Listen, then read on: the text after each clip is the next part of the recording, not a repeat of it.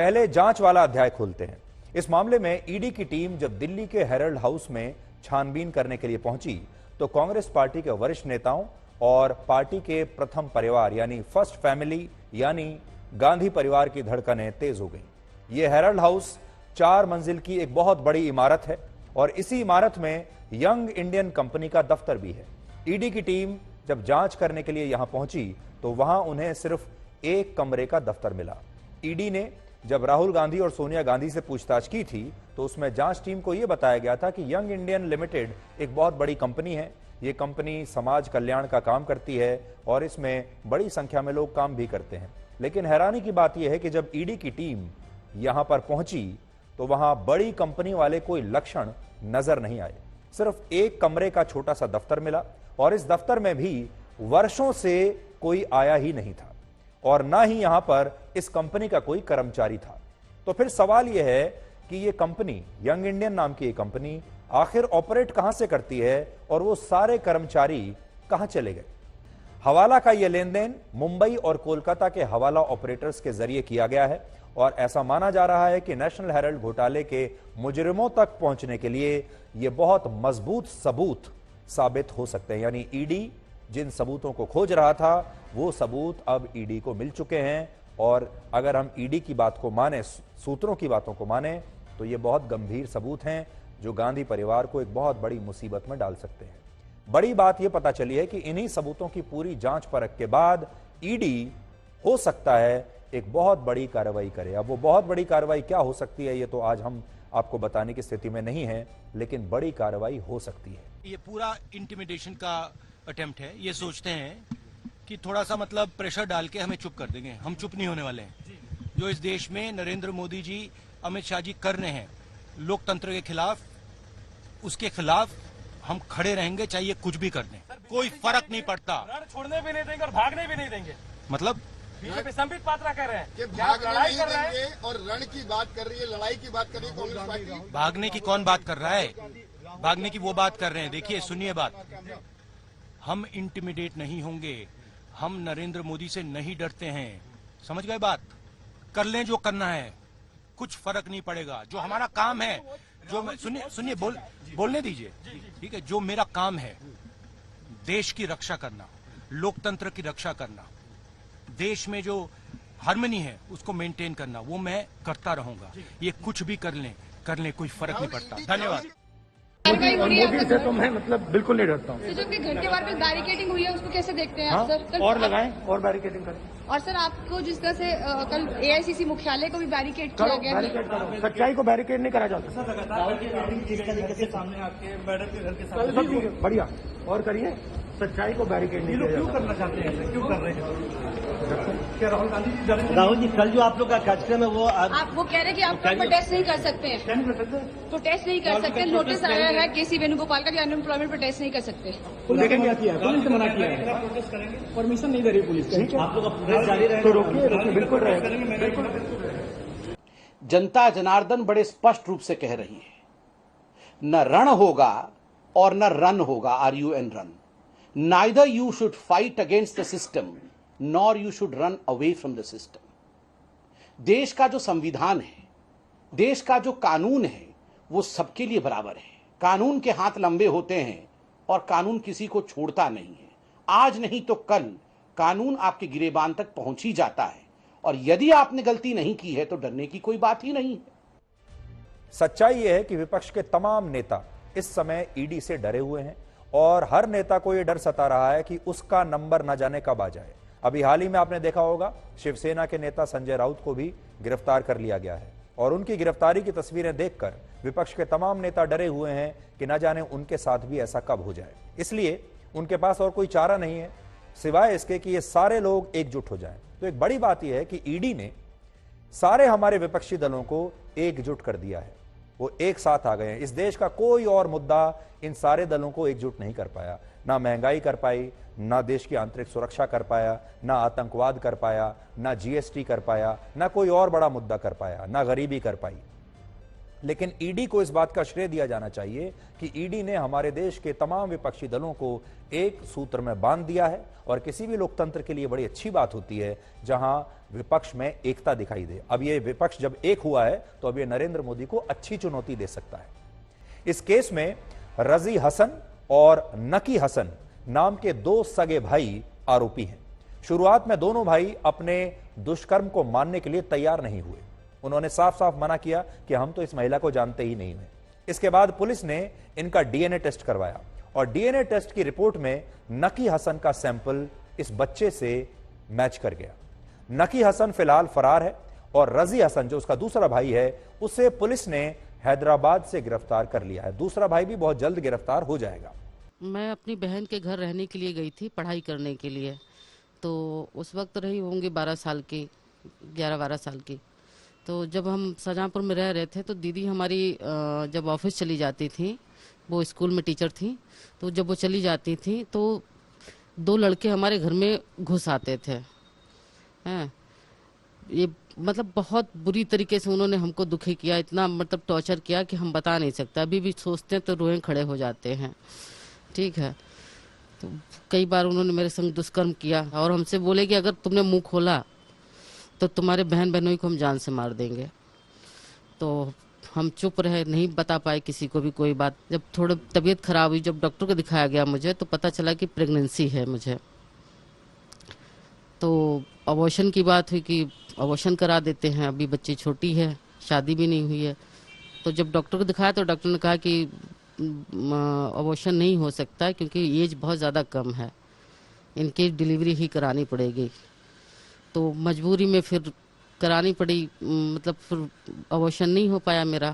सदर बाजार में एक प्रकरण पंजीकृत हुआ था। इसमें महिला के द्वारा आरोप लगाया गया था कि करीब 24-25 साल पहले जब वो उसकी आयु बहुत कम थी तो 2 भाइयों ने उसका रेप किया था। इस मामले में अभियोग पंजीकृत हुआ था सदर बाजार थाने पर। जैसे मुलजिम भाग गए थे यहाँ का पता छोड़ के, बहुत पुराना मामला भी था। पुलिस ने इनकी काफ़ी सर्विलांस की और जानकारी की है। इसमें से एक अभियुक्त मोहम्मद रजी गिरफ्तार हो गया है, दूसरा अभियुक्त इसका अभी बाकी है, उसकी गिरफ्तारी के लिए टीमें लगी हुई हैं। बहुत जल्दी उसकी गिरफ्तारी करके जेल भेजा जाएगा। अब सोचिए 1994 में हुई रेप की इस वारदात की शिकायत 2021 में दर्ज करवाई गई, यानी हिम्मत जुटाने और शिकायत करने में 27 वर्ष का समय लग गया। अगर यह मामला भी पुलिस के पास नहीं आता तो अपराधी आज भी आजाद घूम रहे होते और ना जाने और कितनी लड़कियों का जीवन बर्बाद करते। यह अपने आप में हमारे देश की और हमारे समाज की बहुत बड़ी समस्या है। नेशनल फैमिली हेल्थ सर्वे के मुताबिक हमारे देश में रेप के करीब 99% मामले दर्ज ही नहीं हो पाते, क्योंकि महिलाएं या लड़कियां समाज के डर की वजह से या अलग अलग दबाव की वजह से कभी भी शिकायत नहीं करती। नेशनल क्राइम रिकॉर्ड ब्यूरो यानी एनसीआरबी के मुताबिक वर्ष 2020 में हर रोज रेप के 70 से 80 मामले सामने आ रहे थे। उनके मुताबिक 2001 से लेकर 2018 के बीच रेप के मामलों में करीब 71% की वृद्धि हुई है, यानी ये मामले कम नहीं हो रहे बल्कि बढ़ रहे हैं। एनसीआरबी का डेटा यह कहता है कि रेप के मामलों में 94% जो आरोपी होते हैं वो पीड़ित के जानकार होते हैं, पीड़ित को जानने वाले लोग होते हैं। और यह सबसे चिंताजनक बात है, क्योंकि हमारे देश में जो लड़कियां हैं, महिलाएं हैं, यानी वो जिस पर विश्वास करती हैं, जो आसपास के लोग होते हैं, वही उनके साथ धोखा करते हैं और वही ये काम करते हैं। इसे आप एक नक्शे के जरिए समझिए। चीन की सेना ने ताइवान की खाड़ी में आखिरी बार मार्च 1996 में युद्ध अभ्यास किया था। तब जिन इलाकों में ये युद्ध अभ्यास हुआ था उन्हें इस नक्शे में पीले रंग में आप देख पाएंगे, जबकि इस बार चीन का युद्ध अभ्यास जहां चल रहा है वो इस नक्शे पर आपको लाल रंग में दिखाई देगा। इस मानचित्र को देखकर आप समझ जाएंगे कि चीन इस बार ताइवान के बेहद करीब आकर यह युद्ध अभ्यास कर रहा है। यहां एक और बात ध्यान देने वाली है, पहले चीन की सेना सिर्फ अपनी तरफ ही अपने क्षेत्र में युद्ध अभ्यास किया करती थी, लेकिन अब जो युद्ध अभ्यास चल रहा है उसमें ताइवान को चारों तरफ से चीन की सेना ने घेर लिया है। चीन के अखबार ग्लोबल टाइम्स के मुताबिक चीन का यह युद्ध अभ्यास ताइवान की जमीन से सिर्फ 12 नॉटिकल माइल्स यानी लगभग 22 किलोमीटर की दूरी पर है, जबकि अब तक चीन ताइवान से 100 किलोमीटर की दूरी पर इस तरह का युद्ध अभ्यास करता था। अब आप सोचिए, कि सिर्फ 22 किलोमीटर की दूरी पर अगर दुश्मन देश अपने सबसे आधुनिक हथियारों को इस तरह से इस्तेमाल करेगा, उनकी टेस्टिंग कर रहा हो, तो यह कितनी बड़ी धमकी है। इतिहास में चीन के सबसे बड़े रणनीतिकार जनरल सुन जू ने अपनी मशहूर किताब द आर्ट ऑफ वॉर में लिखा था कि युद्ध की सर्वोच्च कला है दुश्मन से बिना लड़े ही उसे अपने वश में करना। चीन की सेना अपने इस जनरल की बात पर अमल कर रही है। ताइवान से लड़े बिना ही उसे वश में करने के लिए चीन लगातार युद्ध अभ्यास कर रहा है ताकि ताइवान खुद ही डर जाए और उनके वश में आ जाए। इसमें चीन ने अपने कौन कौन से 7 बड़े और सबसे ताकतवर हथियारों को मैदान में उतारा है, उसके बारे में भी जान लीजिए। पहला हथियार है J-20 स्टेल्थ फाइटर जेट। ये 5th जनरेशन फाइटर जेट है। इसे J-20 माइटी ड्रैगन कहकर भी बुलाया जाता है। इसकी अधिकतम गति 2 माक यानी 2450 किलोमीटर प्रति घंटा है। इसमें 6 तरीके की मिसाइल्स फिट की जा सकती हैं। दूसरा हथियार है DF-17 बैलिस्टिक मिसाइल। यह 1800 से 2500 किलोमीटर की रेंज में आने वाले टारगेट को नष्ट कर सकती है और 6000 किलोमीटर प्रति घंटा की रफ्तार से यह हमला करने में सक्षम है। तीसरा हथियार है शेनडोंग एयरक्राफ्ट कैरियर। ये एक साथ 44 लड़ाकू विमानों को लेकर चल सकता है। कहा जाता है कि इस पर दुनिया के सबसे घातक हथियार लगाए गए हैं, लेकिन चीन ने इसकी जानकारी अभी तक दुनिया से छिपाई हुई है। चौथा हथियार है लियाओनिंग एयरक्राफ्ट कैरियर। यह दुनिया का चौथा सबसे बड़ा एयरक्राफ्ट कैरियर है और यह करीब 304 मीटर लंबा है और अपने ऊपर 50 लड़ाकू विमान और हेलीकॉप्टर्स को लेकर समुद्र में चलता है। पांचवा हथियार है type 075 amphibious assault ship. 78 feet लंबे इस वॉरशिप पर एक साथ 30 अटैक हेलीकॉप्टर्स तैनात हो सकते हैं और इस पर सतह से हवा में मार करने वाली मिसाइल्स और 2 तोप भी लगी हुई हैं, जो खुद ही दुश्मन के विमान को देखते ही फायरिंग शुरू कर देती है। छठा हथियार है टाइप 055 गाइडेड मिसाइल डिस्ट्रॉयर। चीन इसे दुनिया का सबसे आधुनिक और शक्तिशाली युद्धपोत बताता है। इसमें 10,000 राउंड प्रति मिनट की दर से फायरिंग करने वाला एक वेपन सिस्टम लगा हुआ है। और सातवां हथियार है PHL-03 multiple launch rocket system, जो 70 से 130 किलोमीटर दूर तक रॉकेट दागकर अपने लक्ष्य को नष्ट कर सकता है। इसका एक मकसद अमेरिका और ताइवान को यह संदेश देना है कि अगर उन्होंने उकसाना बंद नहीं किया तो चीन की सेना सैन्य कार्रवाई करने से चूकेगी नहीं, हिचकेगी नहीं। जिस तरह से चीन की सेना ने युद्ध अभ्यास के लिए अपने अत्याधुनिक हथियार ताइवान के नजदीक पहुंचा दिए हैं, उससे लगता है कि चीन अपने युद्ध अभ्यास के बहाने ताइवान पर हमले की तैयारी कर रहा है। कम से कम वो इतना तो चाहता है कि ताइवान इस पर भरोसा करे कि युद्ध होने वाला है। ताइवान के विदेश मंत्रालय ने खुद ये बात स्वीकार की है कि चीनी सेना की फायर ड्रिल उसके प्रमुख बंदरगाहों और शहरी क्षेत्रों को खतरे में डालने की कोशिश है। यानी चीन ताइवान को डराना चाहता है। चीन ताइवान के आसपास समुद्र में जिस जगह ये एक्सरसाइज कर रहा है, वो इलाका काफी व्यस्त शिपिंग रूट है। दुनिया के लगभग आधे कंटेनर शिप्स इसी रास्ते से गुजरते हैं। इससे चीन ने पूरी दुनिया को यह संदेश दिया है कि अगर उसकी मर्जी के खिलाफ कुछ हुआ इस इलाके में, तो इसका नुकसान सिर्फ ताइवान या अमेरिका नहीं, पूरी दुनिया को उठाना पड़ेगा। कहने को तो ताइवान छोटा सा देश है, जैसा हमने आपको बताया 2 करोड़ 35 लाख उसकी आबादी है, लेकिन ताइवान इतना आसान लक्ष्य नहीं होगा और इसकी 3 बड़ी वजहें हैं।